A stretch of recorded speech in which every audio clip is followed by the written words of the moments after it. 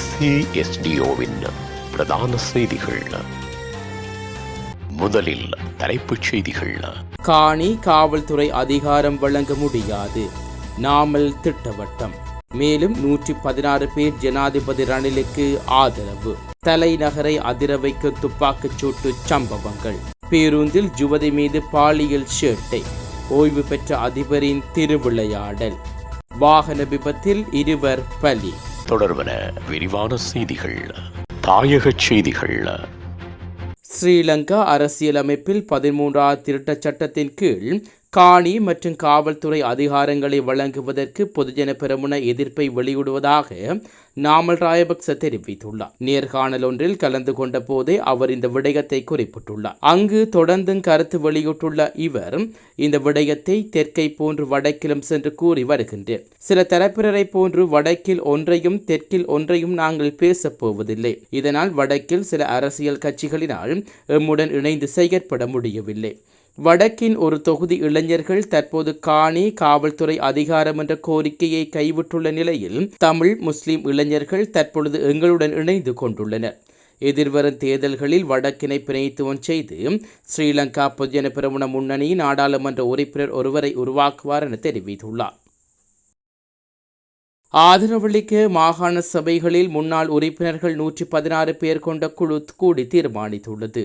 ஜனாதிபதி வெற்றிக்கு ஆதரவளிப்பதாக அந்த குழுவின் உறுதியளித்துள்ளதாக ஜனாதிபதி ஊடக பிரிவு தெரிவித்துள்ளது. 116 பேர் கொண்ட இந்த குழு ஸ்ரீலங்கா பொதுஜன பெரமுன மற்றும் ஐக்கிய தேசிய கட்சியை பிரதிநிதித்துவப்படுத்துவார்கள் என தெரிவிக்கப்பட்டுள்ளது. கொழும்பு கிராண்ட் பாஸ் பகுதியில் 2 சுட்டுக் கொல்லப்பட்ட சம்பவம் தொடர்பில் 3 சந்தேக நபர்கள் கைது செய்யப்பட்டுள்ளதாக போலீசார் தெரிவித்துள்ளனர். கொலையை செய்த துப்பாக்கிச் சூடு நடத்தியவர், மோட்டார் சைக்கிள் ஓட்டுநர் மற்றும் கொலைக்கு உதவியவர் என 3 கைது செய்யப்பட்டுள்ளதாக போலீசார் தெரிவித்துள்ளனர். ஒரு கொடவத்தை மற்றும் வெள்ளம்பிட்டிய பகுதியைச் சேர்ந்த 26, 37 மற்றும் 45 வயதுடைய 3 இவ்வாறு கைது செய்யப்பட்டுள்ளனர். இதேவேளை கடந்த 25ஆம் தேதி வதுல்லவத்தை புரதன செவ்வனே அடுக்குமாடி குடியிருப்புக்கு முன்பாக முச்சக்கர வண்டியில் சென்ற நபர் ஒருவரும் பெண்ணும் சுட்டுக் கொல்லப்பட்டிருந்தமை குறிப்பிடத்தக்கது.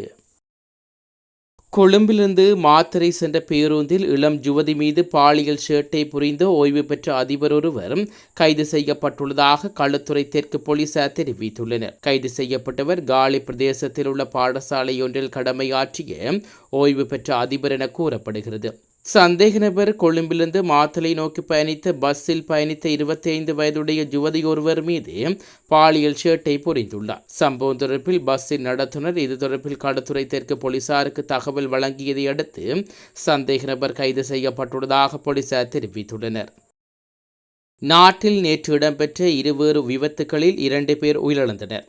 புத்தளம் திருகோணமலை வீதியில் நொச்சியாகம நகரில் புத்தளத்திலிருந்து அனுராதபுரம் திசை நோக்கி பயணித்த மோட்டார் சைக்கிள் பேருந்து திரைப்படத்தில் நிறுத்தி வைக்கப்பட்டிருந்த பேருந்தை முந்திச் சென்ற போது விபத்து ஏற்பட்டுள்ளதாக போலீசார் தெரிவித்துள்ளனர். அப்போது நிறுத்தப்பட்டிருந்த பேருந்துக்கு பின்னால் பயணித்த மற்றொரு பேருந்து நிறுத்தப்பட்டிருந்த பேருந்தையும் மோட்டார் சைக்கிளையும் முந்திச் செல்லும் போது மோட்டார் சைக்கிள் மீது மோதியுள்ளது. இதன்போது மோட்டார் சைக்கிள் பின்னால் சென்ற பெண் தூக்கி வீசப்பட்டு பேருந்தின் பின்சக்கரத்தின் அடியில் சிக்கி உயிரிழந்தார். ராஜாங்கனை பிரதேசத்தைச் சேர்ந்த 34 வயதுடைய பெண்ணை இவ்வாறு உயிரிழந்துள்ளார். இதேவேளை கும்பு கொட்டவ இப்பாகமுவ மடகல்ல வீதியில் கும்பக்வெவ பிரதேசத்தில் மடகல்லிலிருந்து இப்பாமுகம திசை நோக்கி பயணித்த மோட்டார் சைக்கிள் சாரதியின் கட்டுப்பாட்டை இழந்து விபத்துக்குள்ளாகியுள்ளது. மோட்டார் சைக்கிள் வீதியில் கவிழ்ந்து விபத்துக்குள்ளானதில் புஷ்ஷெலிதென்ன பிரதேசத்தைச் சேர்ந்த 21 வயதுடைய இளைஞர் உயிரிழந்துள்ளார். உலகச் செய்திகள். வடகொரியாவில் அடுத்த அரசியல் வாரிசாக ஜனாதிபதி கிம் ஜாங் உன்னின் மகள் ஜி.ஏ வரலாம் என்று செய்திகள் வெளியாகியுள்ளமை பரபரப்பை ஏற்படுத்தியுள்ளது.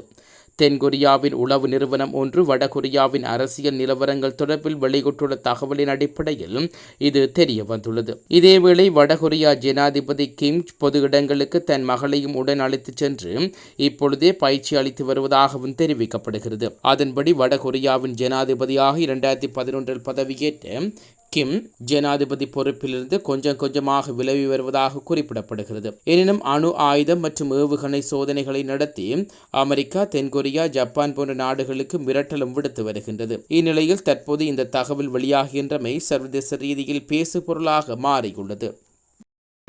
மீண்டும் தலைப்புச் செய்திகள். காணி காவல்துறை அதிகாரம் வழங்க முடியாது.